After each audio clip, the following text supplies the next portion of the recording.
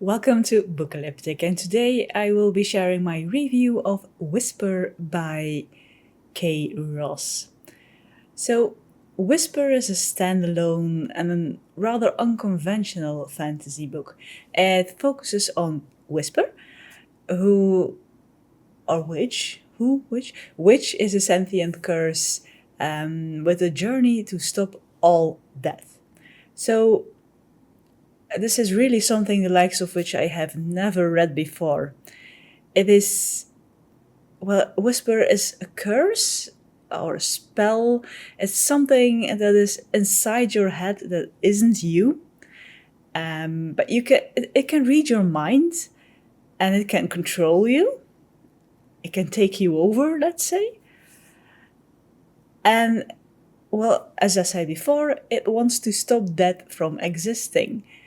And it is sentient and it is so lovable and pure, and seeing the world through its eyes, or rather the eyes of the host it's inhabiting, it is a unique experience.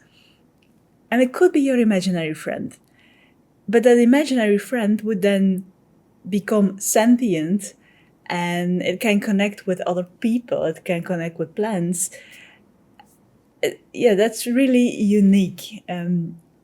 Just a childhood dream of an imaginary friend, and then that imaginary friend suddenly becomes sort of real. And I don't understand why people wouldn't like and cherish a being that wants to stop that, that wants to stop killing. But unfortunately, not everyone likes Whisper as much as I seem to like it.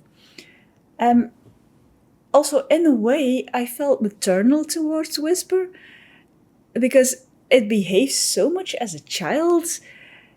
It's experiencing things for the first time, getting to know smells and emotions, and the tricky thing there is it's getting to know emotions through the host it's inhabiting. So it's getting to learn anger, but it's learning anger the way the host feels anger, and I'm quite certain not everyone feels the same feeling in the same way with anger. So when it transports into another host, it gets to suddenly experience that again, but differently. And so it's starting to make these connections and gets to know these feelings, how they can differ, and it's trying to figure out what it really is, what's going on, how it's supposed to feel, what's good, what's bad.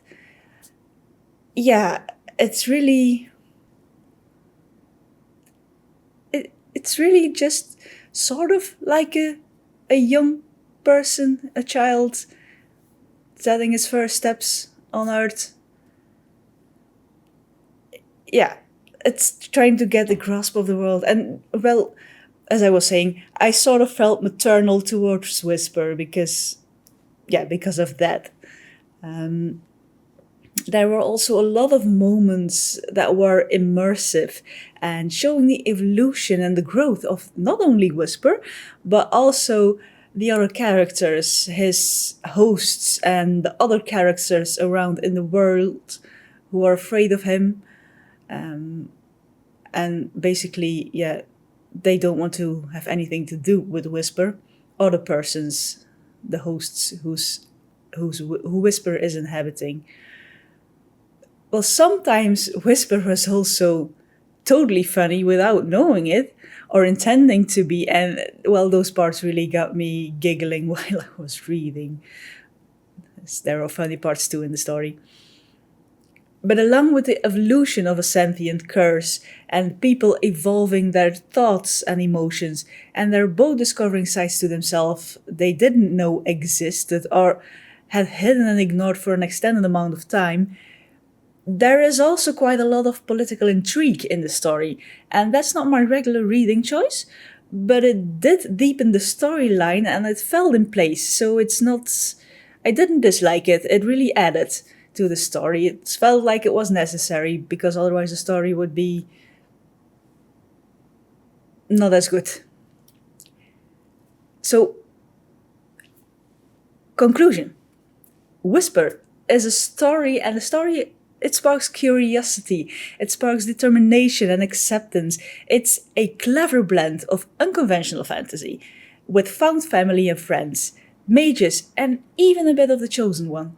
And it is immersive, it has switching point of views, which is also interesting to experience, not particularly because it's a switching point of view scenario, but because the switching point of view is not only between two characters, but between two characters and the sentient curse inhabiting one of those characters. And then the ending, it was hopeful, but also straight up painful. I sort of had a hunch that something along the lines of what happened would be happening, but still reading it, I got the tears into my eyes. It was really, it got to me. But apart from that, it was also insightful and inspiring. And I really loved reading this unique story, and I heartily recommend it. It's different, it's unique, and it's just, it gets you thinking. It's nice to read. So, with all that said, a big thank you to the author Kay Ross for letting me read this book as an ARC reader. As always, my opinions are my own and my review is voluntarily. And thank you all for watching this video. Let me know in the comments below if you like political intrigue, if you have any other books of which you have the feeling that they are unique and want people to read them because of their uniqueness. But for now, keep reading, and I hope to see you in my next one.